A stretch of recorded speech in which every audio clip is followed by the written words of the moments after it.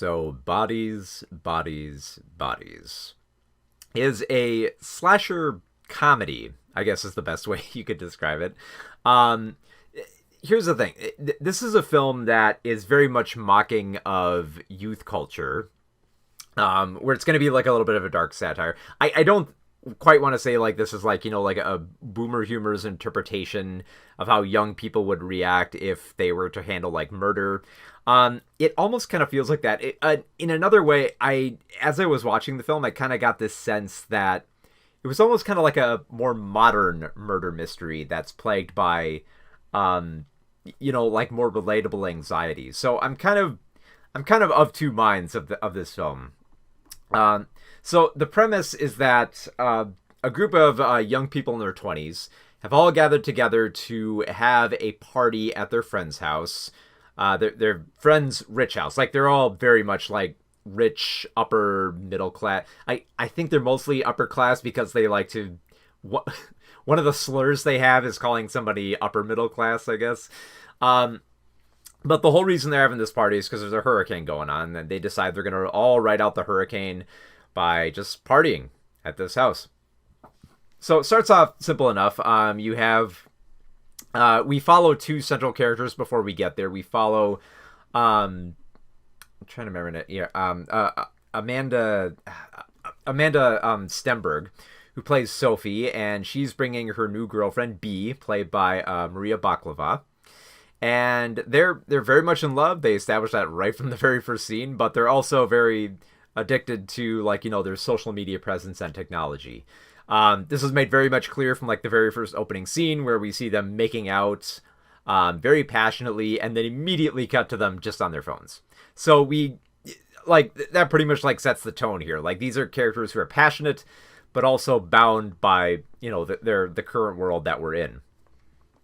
So they end up coming to this party, and already there's some tension here. There's a murder mystery angle already set up, because the people there weren't quite expecting Sophie.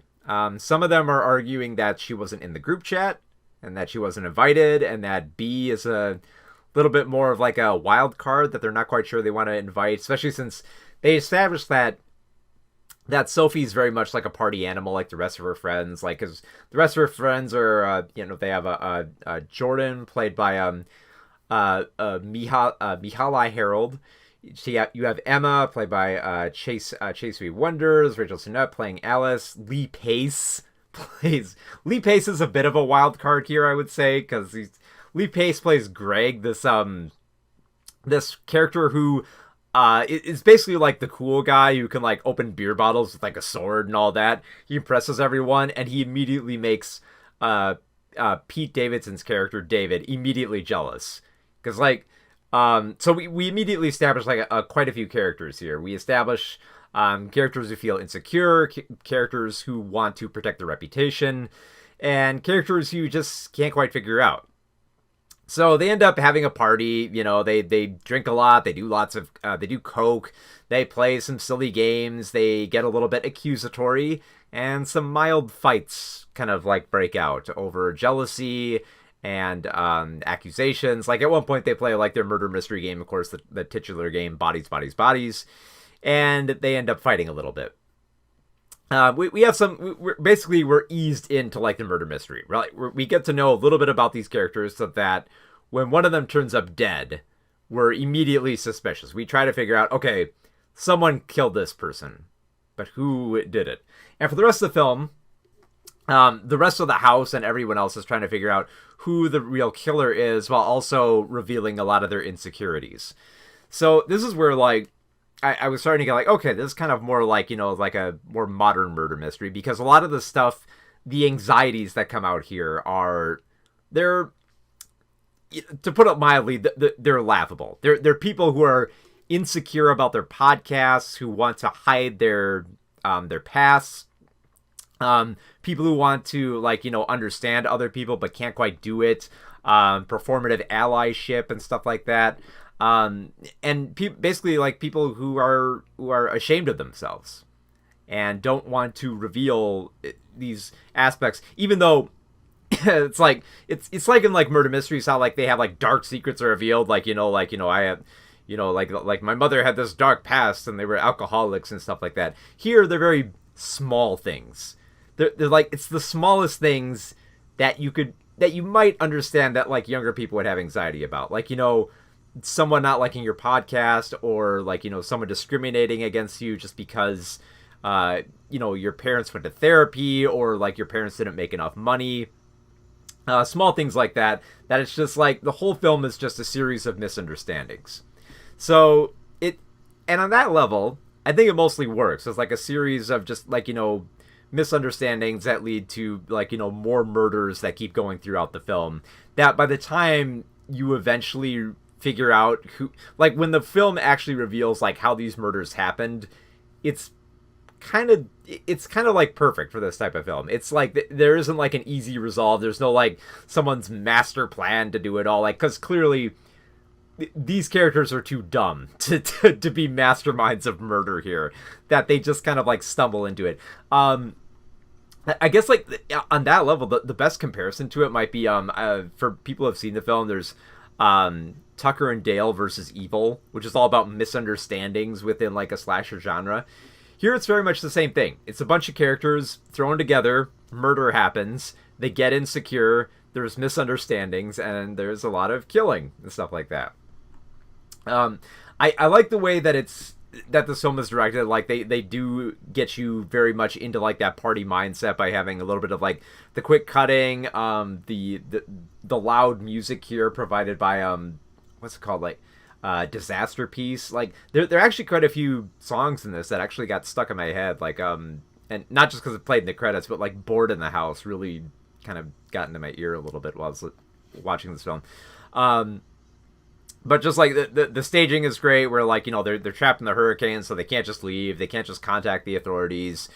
And the acting here is really on point. I think all the actors did a really good job here, especially for, I mean, like, it seems like Pete Davidson just plays the same character in all his films, and here, yeah, it's just like a young recluse, which is fine, who's like a little bit insecure. Lee Pace was quite a bit of fun as this person who everyone mistakes for like being an army veteran, but they later learned that the person who invited him like misinterpreted vet as veterinarian. So all these like wonderful, I guess your enjoyment of this film ultimately depends on like how much you like watching these characters stumble and just get ridiculously violent over the smallest stuff. So on that level, I love how like the satire is very much on point here. It knows what it's mocking and what it wants to mock about these characters, where you're not quite feeling like you don't feel as bad when some of these characters die. Like, it's one of those films where you're not quite rooting for the killer because there isn't really a central killer. If I'm giving any spoilers here, I apologize. But it's almost like you're just watching just the victims without the killer. And on some level that might be aggravating, but on another level it's just fun to watch these people stumble. For as cruel as that might sound, it's very telling to watch like these people just go to pieces over stuff that really shouldn't be that damning, and yet for them it is. I will say though, like one aspect that did kind of aggravate me is that this film stars Connor O'Malley, who you might know from like Joe Pera Talks to You, and he does like a whole bunch of like ridiculous skits on YouTube. But Connor O'Malley's in this film, and he's probably the quietest character in this film, mostly because we don't see Connor O'Malley like much at all in this film, and the few times we do see him, he's like the most. It was surreal. It's like it's the most docile version of him I've ever seen, because like usually he's done videos like, you know, like the first talk show underwater, like the first talk show on a bike, where he's screaming at the camera the whole time, and he's always extreme and aggressive. And here he's just kind of like, kind of like an average dad.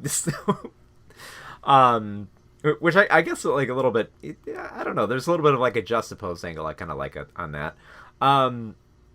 Like, and I went back and forth on this film for a while, because on one level, I like the dark humor. It's got some great jabs in here. I like the stuff that it's mocking. At the same time, you also kind of question, like, how much investment do you want to have in these characters? When they keep making so many mistakes, like, because like on one level, yeah, because they're throwing fits over like nothing, you kind of want to see them kind of destruct, but at the same time, it's also, well, who am I really rooting for here at times? Like, I mean, it's weird. Like, it's very much a satire, and I think you really got to know that going into that, just in case you really like Maria Baklava and you want to get attached to like B as a character. You might not as the film goes on and you see what she does, but then again, that's most of the characters in this film. So I guess it all depends on how much you like watching slasher victims die over like the most ridiculous stuff. And on that level, I think mostly this type of film works for what it's aiming to be.